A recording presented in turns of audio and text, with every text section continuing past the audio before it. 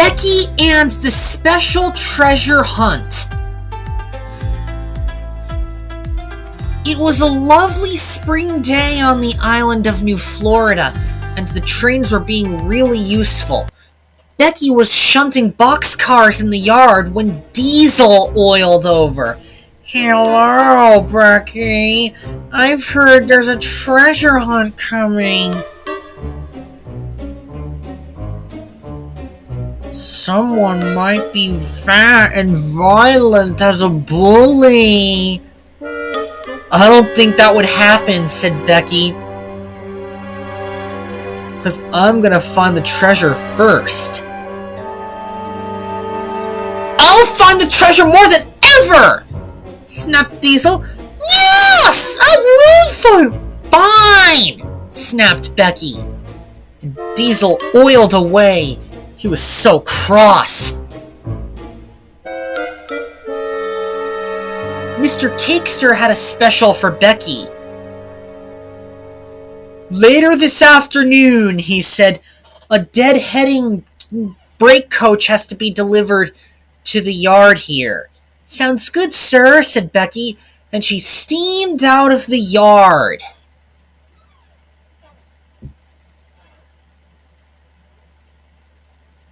Then Diesel felt a little funny. Then it happened. His ear intake was malfunctioning. Then he stopped. "Oh no!" he said. Then Gordon was right behind him. He was taking children on a field trip to the Sodor Science Museum. "Express coming through," said Gordon.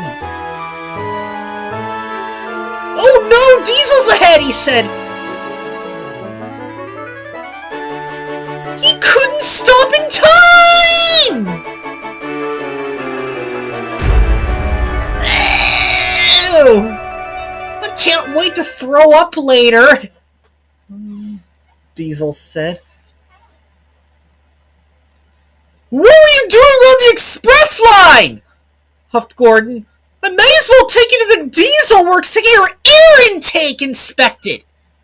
Gordon pushed with all his might.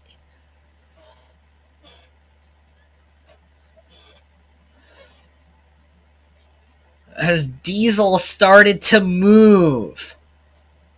"Thanks, Gordon," he said. "You're welcome, Diesel," said Gordon.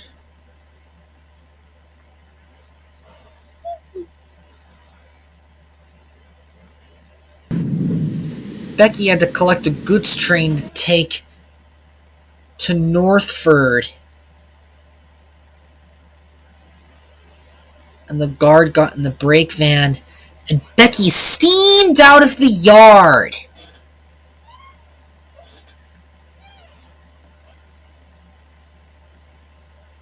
She was enjoying herself. The freight was intact, and Becki was ready for a treasure hunt this afternoon. The brake coach was going to be converted into a dining car for snacks, drinks, and dining.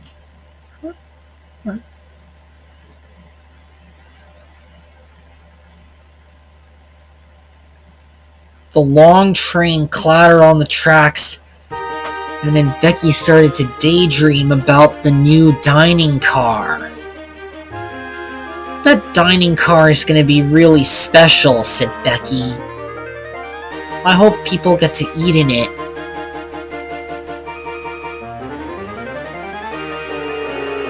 But then there was a car on the line that was empty. The woman had gotten out just in time. But then she heard a train coming.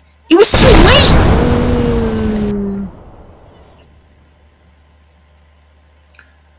Freakers clattered and there was a big bang.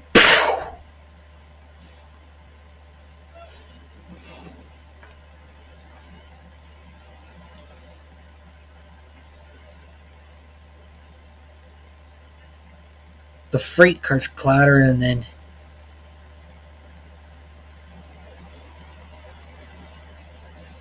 car was smashed.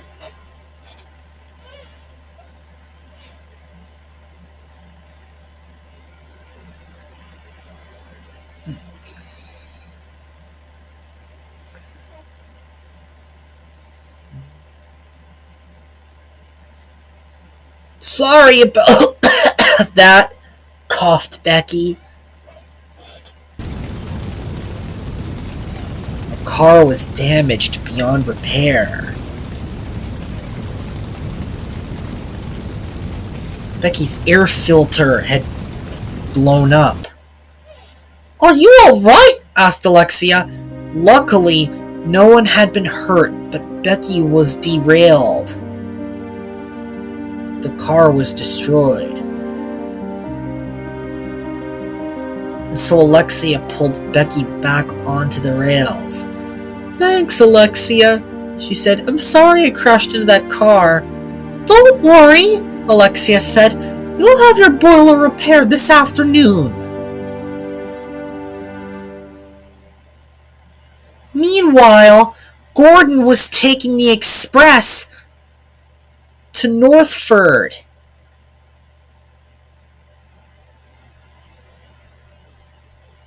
He was feeling pleased with himself.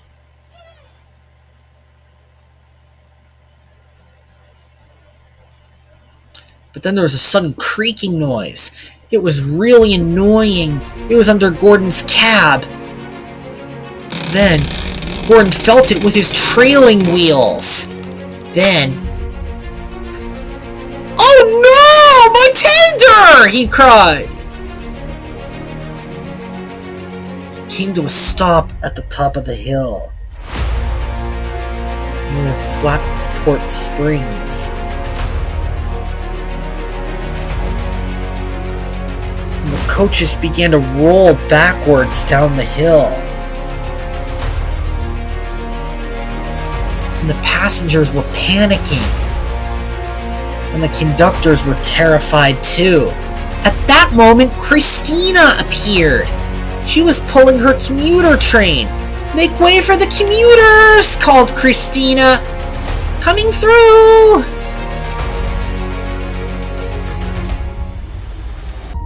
What's that? She cried. She applied her brakes, then...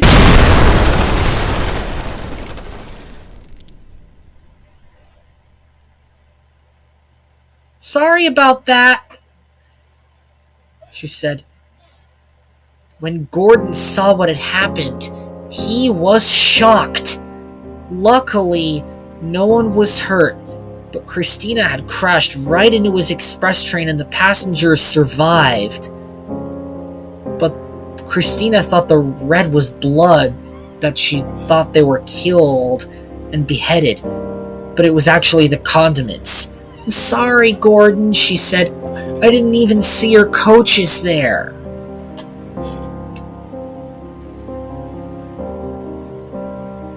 Her boiler was destroyed, and then Becki and Gordon pulled Christina back onto the tracks.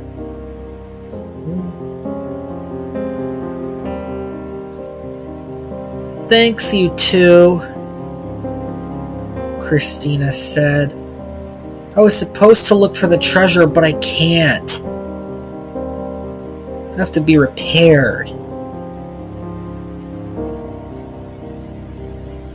While Christina was being repaired, Becki was going on her treasure hunt.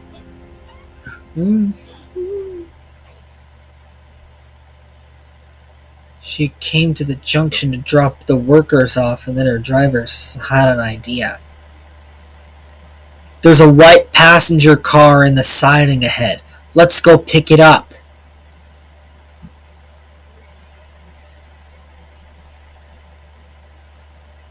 And Becki steamed off to collect the coach.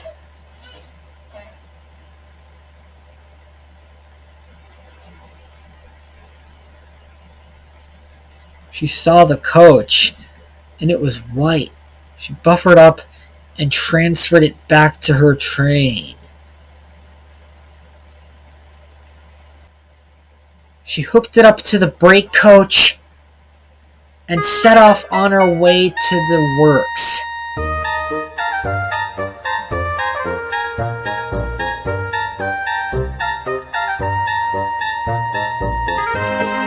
She made it on time.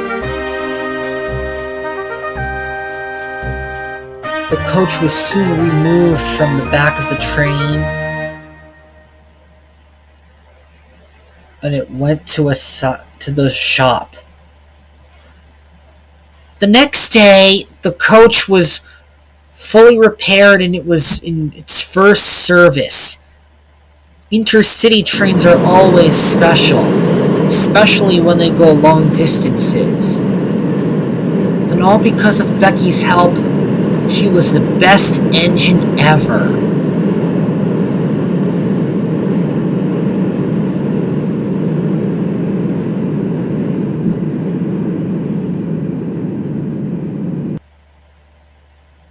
We like those coaches, especially the one Becki helped restore indeed.